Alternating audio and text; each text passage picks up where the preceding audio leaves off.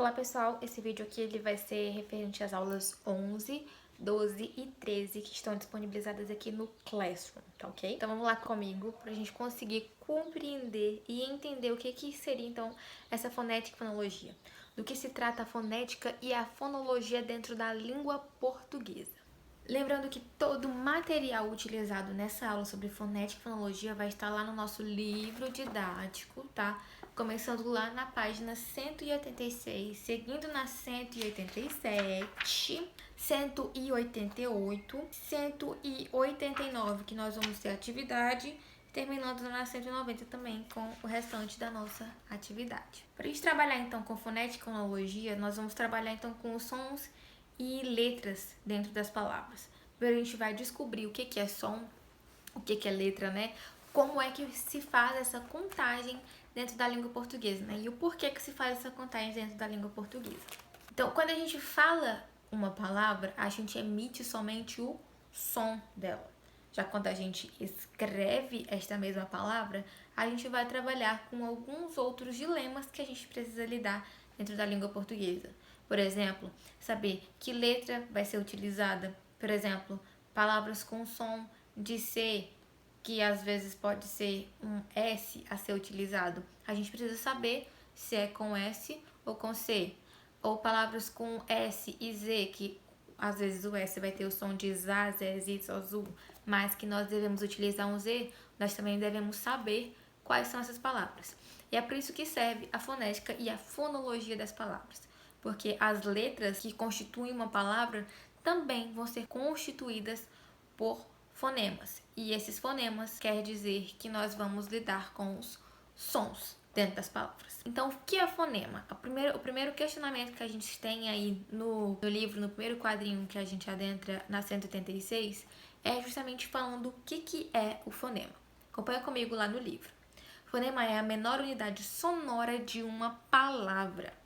Letra é a representação gráfica de um fonema e, portanto, a menor unidade da palavra escrita. Outro ponto que a gente precisa observar com clareza é que nem sempre a letra vai corresponder ao som, tá? Então, a gente precisa saber que nem todas as vezes que nós formos escrever uma letra, ela vai corresponder ao som que ela diz, que a gente pronuncia realmente. Por exemplo, o fonema P da palavra parte corresponde à letra P.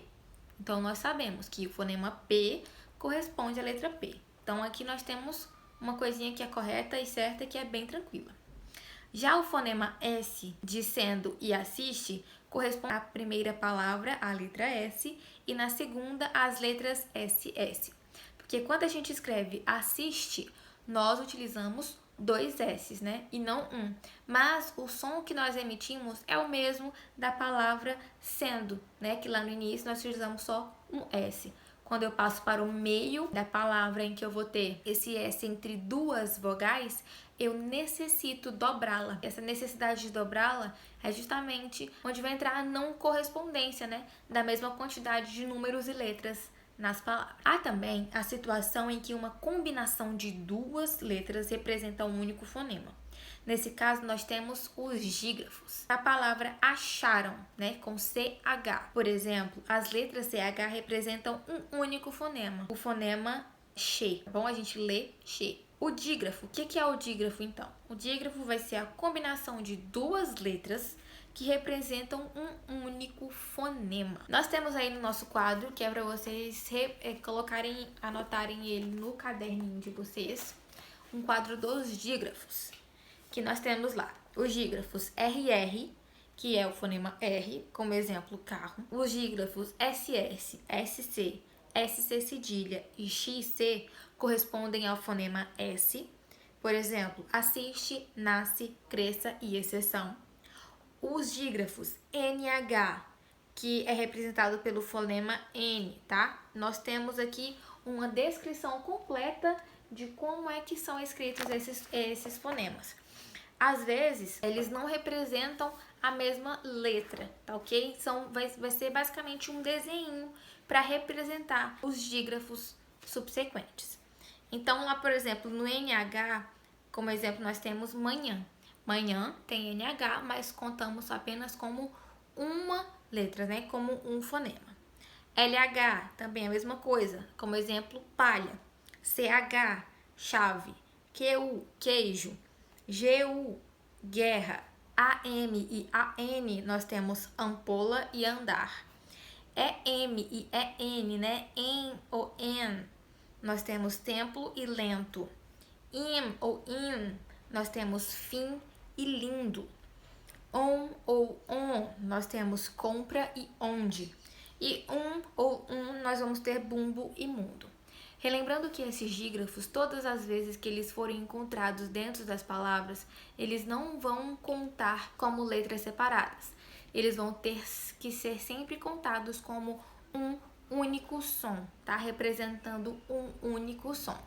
Principalmente aqui nós devemos prestar atenção nessas palavras AM, EM, IM, OM e UM, tá bom? Tanto o M quanto o N, nesse an, en, in, on e porque dentro da palavra eles vão ter apenas um único som. Então, em consonância lá, juntando tanto o A quanto o M, eles vão ser um só. Então, a gente precisa contar como uma única letra, tá? Como um único fonema, um único som emitido. No quadrinho azul que nós temos aí ainda na página 186, vai dizer o seguinte: o fonema é objeto de estudo de dois campos da linguística, da fonética e da fonologia. Enquanto a fonologia examina o papel do fonema como elemento de constituição da palavra e da distinção entre palavras, a fonética examina o fonema do ponto de vista de sua realização sonora. Assim, para a fonologia, o fonema R de porta é sempre o mesmo, independente de como é falado. Já a fonética examina as diferentes realizações desse fonema, dependendo de quem é o falante. Como é que você e seus colegas falam o R de porta, por exemplo? Eu falo porta, mas se a gente for conversar com algumas pessoas que vão, sei lá, do Goiás, por exemplo, alguns vão falar porta, né? Então tem um Rzinho puxado e o fonema acaba sendo pronunciado diferentemente. Passando então lá para a página número 187 do livro, nós temos lá no início, no segundo quadrinho lá, o encontro consonantal. O que seria esse encontro consonantal? É o agrupamento de duas ou mais consoantes em uma única palavra. Há na língua portuguesa 3 tipos de fonemas: os consonantais, os vocálicos e os semivocálicos. Nas palavras, são representados respectivamente por consoantes, vogais e semivogais. Nós temos então o primeiro deles, que é o fonema consonantal, que é aquele em cuja produção o ar que vem dos pulmões encontra obstáculos, seja os lábios ou a própria língua, e ainda os dentes. São fonemas consonantais, entre outros. Olha só como a gente pronuncia: P, B, T, D, K, G, F e V. São sempre fonemas falados em que a gente vai necessitar ou encostar os lábios ou encostar a língua nos dentes, tá bom? Então, são fonemas consonantais, cuja produção do ar vem dos pulmões e encontra os obstáculos na língua, dentes e lábios. Os fonemas vocálicos são aqueles cuja produção do ar vem dos pulmões e passa livremente pela boca, ou seja, nós não vamos ter interrupções entre a língua, os lábios e os dentes. Por exemplo, nós temos A, E de ela, E de ele, I, O de tijolos, o O também de tijolo, né, no singular, e U. Então, A, E, I, O, U. Veja como a gente pronuncia as vogais, e é por isso que a gente chama de fonema vocálico. Todas as vogais A, E, I, O, U, elas vêm com o ar dos pulmões, mas não encontram dificuldades ao sair da nossa boca. Já os fonemas semivocálicos vão ser aqueles produzidos como vogal, porém apresentam baixa intensidade, como são as consoantes Y e W.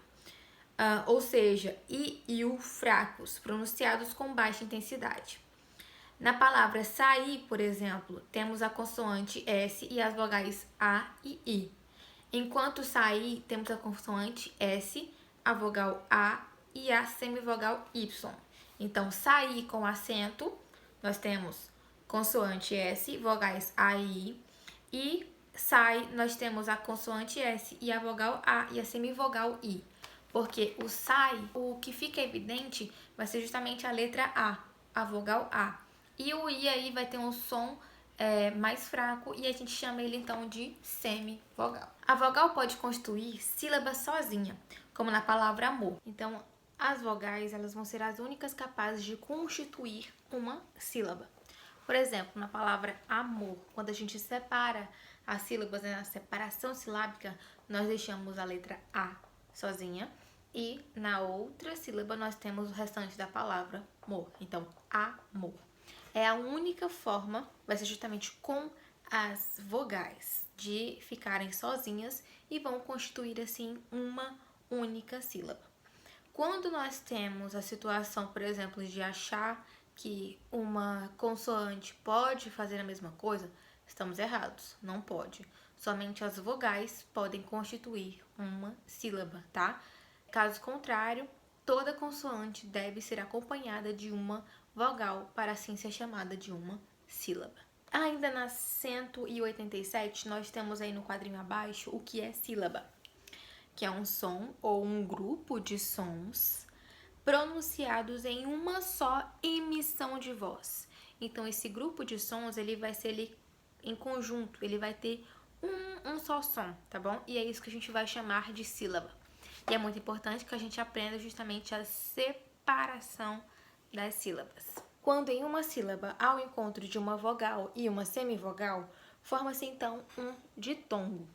Se a ordem é semivogal e depois vogal, nós vamos ter um ditongo crescente. Se é vogal mais semivogal, aí sim um ditongo decrescente.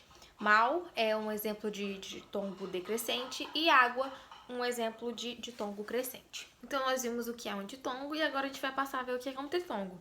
Quando uma vogal, então, ela vai ser seguida de duas semivogais, aí sim nós teremos um tritongo.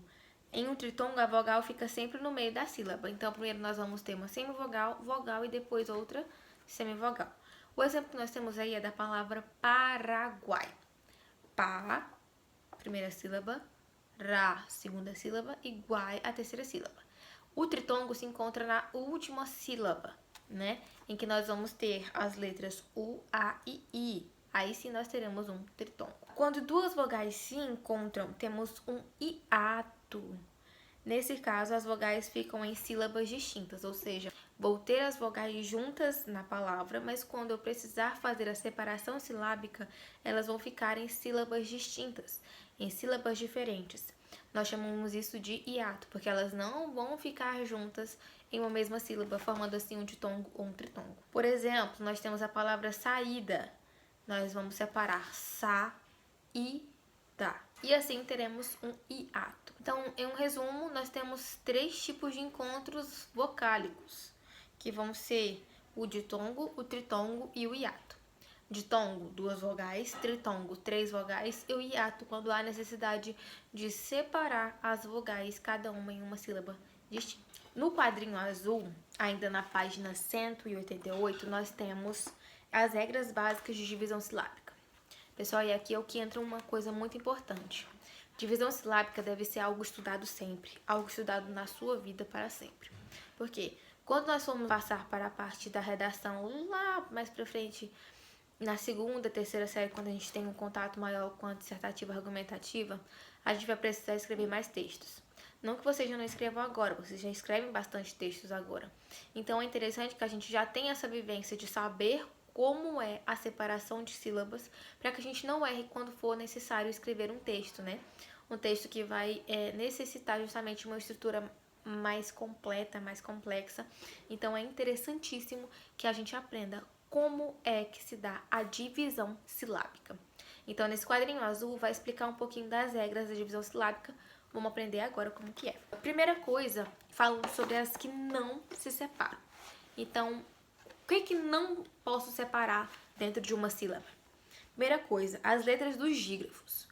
LH, NH, CH, GU, QU, elas não vão se separar. Essas duas letrinhas juntinhas aí, ó, vão continuar em uma sílaba, tá? Acompanhada de uma vogal. A, E, I, O, U. Então, essas não separam. Por exemplo, nós temos alho, manha e queijo. Elas vão continuar juntas. As letras dos encontros consonantais formados por consoantes mais L ou R, por exemplo, cravo, clave. Se, entretanto, o L ou o R forem pronunciados separadamente ou de outras consoantes, ficam em sílabas diferentes. Por exemplo, sublocatário e sublinhar, né? Que aí nós vamos justamente ter um B mudo, e esse B mudo ele não vai ter nenhuma vogal com ele, mas não depois dele, né? Mas tem uma antes lá no sub. E o sublinhar também, beleza? Quando, então, essas são algumas das que a gente vai utilizar para não separar, na verdade. As letras dos ditongos e dos tritongos, frouxo, aguentar, Uruguai, essas a gente não separa, a gente separa só as do hiato.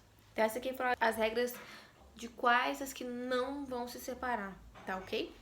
Depois nós vamos ter as regras de como a gente vai utilizar a separação. Então, as letras dos hiatos. Saída, como nós vimos, saúde. Na palavra em si junta, nós temos saída lá, A, I. Quando a gente vai precisar fazer a divisão silábica, nós vamos separar saída, saúde. As letras dos dígrafos, RR, olha só o tanto que é interessante. RR separa, SS separa. Elas são dígrafos tanto quanto LH, NH, CH, QU, GU. Sim, são. Mas só que aquelas lá a gente não separa. A gente só vai separar RR, SS, SC cedilha, SC, XC. E dos encontros consonantais, CC e C cedilha. Como, por exemplo, nós temos aí, ó, barro, assado, nascer, cresça, exceção, occitânia, infecção. Lembre-se, em uma palavra iniciada por consoante, seguida de outra consoante, as duas consoantes ficam na mesma sílaba, junto com a vogal que vem depois dela. Por exemplo, psicologia, né? Que nós começamos com duas consoantes, P e S. E em seguida delas uma vogal. Até porque, como eu falei anteriormente, nenhuma sílaba pode ser constituída somente de consoantes. Toda sílaba tem por obrigação uma vogal. Pessoal, por hoje foi só. Vocês vão responder as atividades de 1 a 8, tá? Espero que consigam direitinho. Qualquer dúvida, me chamem. Beijo e até a próxima.